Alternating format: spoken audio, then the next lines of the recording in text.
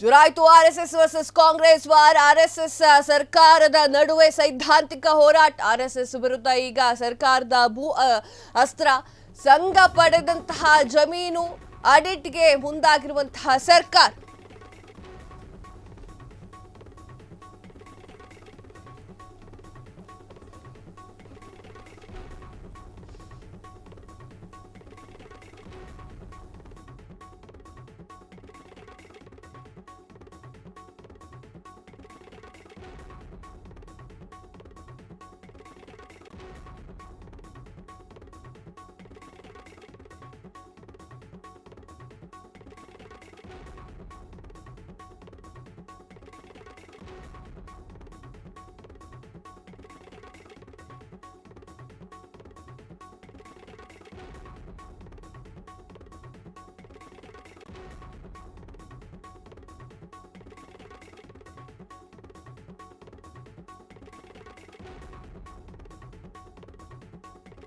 ಜುರಾಯ್ತು RSS versus Congress war. RSS ಸರ್ಕಾರದ ನಡುವೆ ಸೈದ್ಧಾಂತಿಕ ಹೋರಾಟ. ಆರ್ಎಸ್ಎಸ್ ವಿರುದ್ಧ ಈಗ ಸರ್ಕಾರ ಭೂ ಅಸ್ತ್ರ.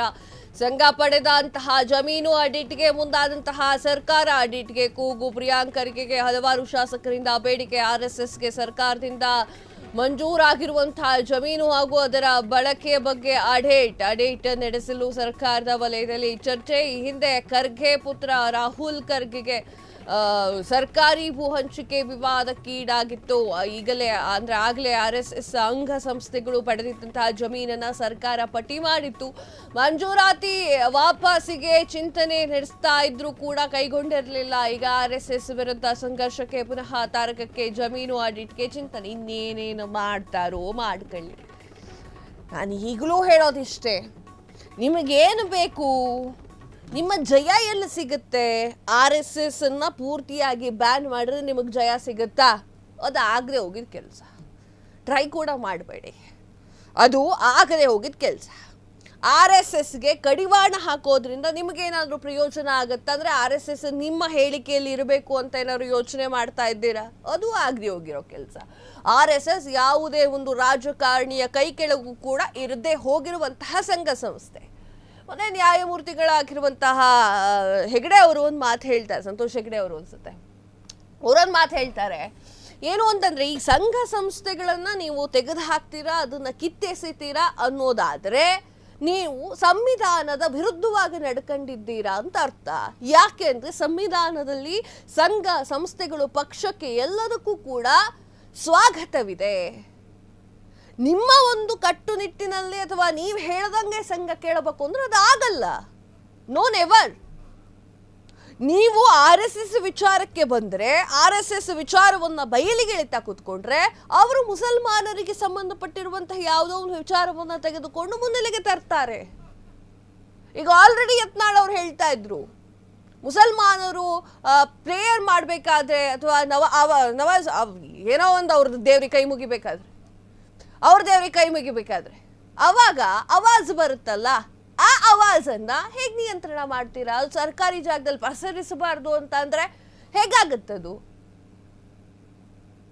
ಅದಾಗಲ್ಲ ಅಲ್ವಾ ಅಂತ ಹೇಳಿ ಅವರು ಶುರು ಮಾಡಿದ್ದಾರೆ. ಈಗ ಸ್ವಚ್ಛ ಸಮಾಜಕ್ಕೆ, ಒಳ್ಳೆಯ ಸಮಾಜಕ್ಕೆ ರಾಜಕಾರಣಿಗಳು ಪ್ಲಸ್ ಮತ್ ಬೇರೆಯವರು ಏನ್ ಸಂದೇಶವನ್ನು ಕೊಡ್ತಾ ಇದ್ದೀರಾ? ಆರ್ಎಸ್ಎಸ್ ಇಟ್ಕೊಂಡು ನಾವ್ ಏನು ಮಾಡೋಣ? ಅಥವಾ ನಮಗ ಅಭಿವೃದ್ಧಿ ಬೇಕು ಅದ್ರ ಬಗ್ಗೆ ಯೋಚನೆ ಮಾಡ್ತಿರೋ? ನಿಮ್ಮನ್ನ ಆರಿಸಿ ಕಳ್ಸಿದ್ ಯಾಕೆ ಸ್ವಾಮಿ? ನಮಗದು ಗೊತ್ತಾಗ್ತಾ ಇಲ್ಲ. ನಮ್ಗೆ ಜನಸಾಮಾನ್ಯ, ನಾನೊಬ್ಬ ಜನಸಾಮಾನ್ಯ, ನಾನು ಓಟ್ ಹಾಕಿದ್ದೀನಿ. ನಿಮ್ಮನ್ನ ಆರಿಸಿ ಕಳ್ಸಿದ್ ಏನಕ್ಕೆ? ನಾನು ನನ್ನ ಪರವಾಗಿ ನಿಂತ್ಕೊಳ್ಳಿ. ನನ್ಗಾಗು ಹೋಗುಗಳನ್ನ ಮುಖ್ಯಮಂತ್ರಿಗಳಿಗೆ ಹೇಳಕ್ಕಾಗಲ್ಲ, ಡೈರೆಕ್ಟ್ ಆಗಿ ಸಿಗಲ್ಲ ಅವ್ರು. ನಂಗೆ ನಿಮ್ಮ ಬಳಿಯಿಂದ ಹೇಳಿಸ್ಬೇಕು. ಈ ರೀತಿಯಾಗಿ ಅಲ್ವಾ ನಿಮ್ಮನ್ನ ಆರಿಸಿ ಕಳ್ಸಿದ್ದು? ನೀವು ಸಂಘ ಸಂಸ್ಥೆಗಳನ್ನ ಎದುರಕೊಂಡ್ರೆ ನಮಗೇನ್ರಿ?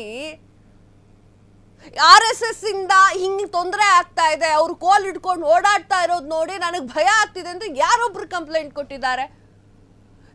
ಆರ್ಎಸ್ಎಸ್ ಅವ್ರು ಚಡ್ಡಿ ಹಾಕೊಂಡು ಹೋಗ್ತಾ ಇದ್ದಾರೆ, ಆ ಚಡ್ಡಿ ನೋಡ್ರೆ ನನಗೆ ಭಯ ಆಗುತ್ತೆ ಅಂತ ಯಾರು ಹೇಳಿದ್ದಾರೆ?